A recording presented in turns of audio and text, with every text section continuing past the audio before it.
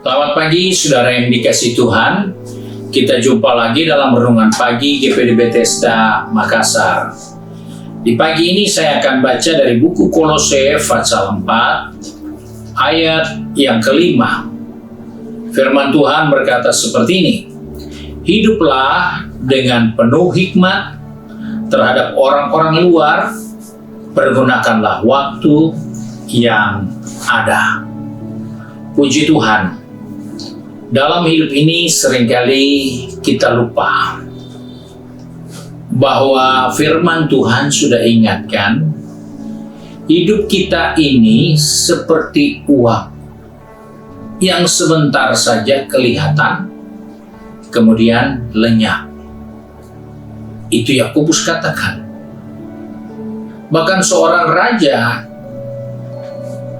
yang sangat ditakuti oleh kawan maupun lawan, di masa mudanya sebelum dia jadi raja, dia menemukan suatu kenyataan tentang hidupnya. Di tengah keberhasilannya melawan musuh-musuhnya, ternyata di puncak keberhasilan itu, dia harus berkata kepada sahabatnya. Daud berkata kepada Yonatan, hidupku ini hanya selangkah saja dengan kematian.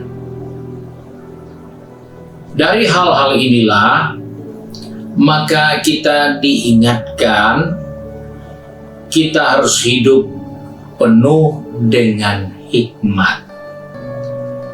Karena dengan orang yang berhikmat, kita akan mempergunakan waktu yang ada dalam hidup ini.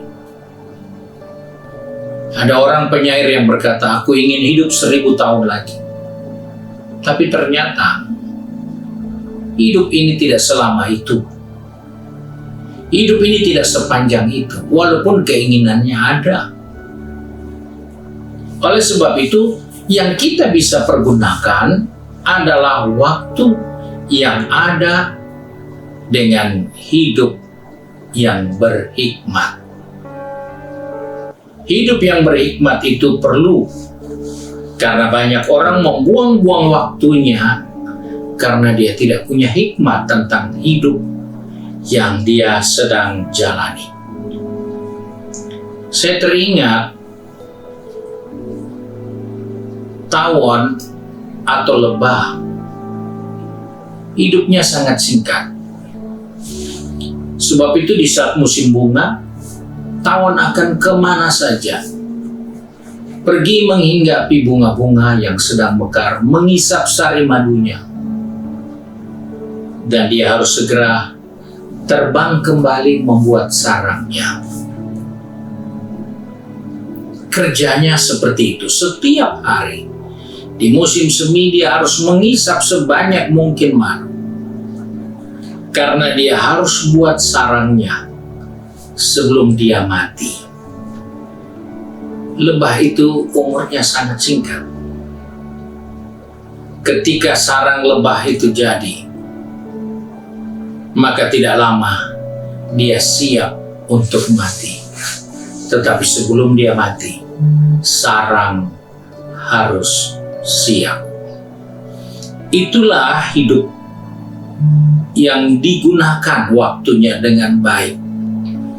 Karena itu dalam kehidupan ini kita tidak tahu sampai kapan kita masih bisa ada. Tetapi yang kita bisa gunakan waktu yang diberikan untuk kita. Supaya kita hidup dengan bijaksana. Hidup dengan hikmat. Karena jika kita hidup dengan bijak atau hikmat, maka kita bisa menikmati hasil dari apa yang kita sudah bisa kerjakan selama kita hidup. Jangan kita tidak sempat nikmati apa yang kita sudah kerjakan, kita usahakan. Kita nggak sempat nikmati.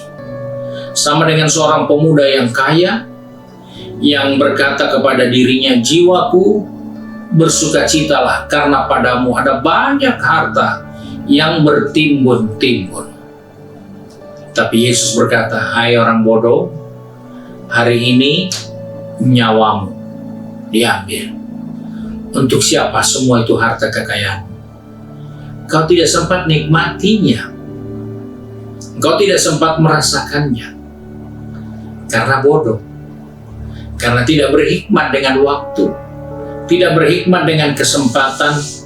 Sehingga dia tidak menghargai apa yang dia harus lakukan dengan sungguh-sungguh. Yang kita harus lakukan dengan sungguh-sungguh, yaitu ibadah, berdoa, melayani, berkorban, memikirkan yang benar, yang baik, yang mulia, yang suci, yang patut dipuji. Itu dilakukan dengan sungguh-sungguh. Karena itu akan ada hasil yang baik, yang kita akan nikmati sebelum kita akan kembali meninggalkan jasad kita di dunia ini. Oleh sebab itu, hiduplah dengan penuh hikmat.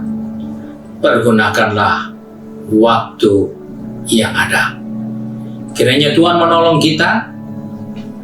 Mari kita satu dalam doa. Kembali kami datang kepada Bapa di surga dengan mengucap syukur karena Engkau mengajar kami untuk hidup di dalam hikmat dan menggunakan waktu-waktu yang ada.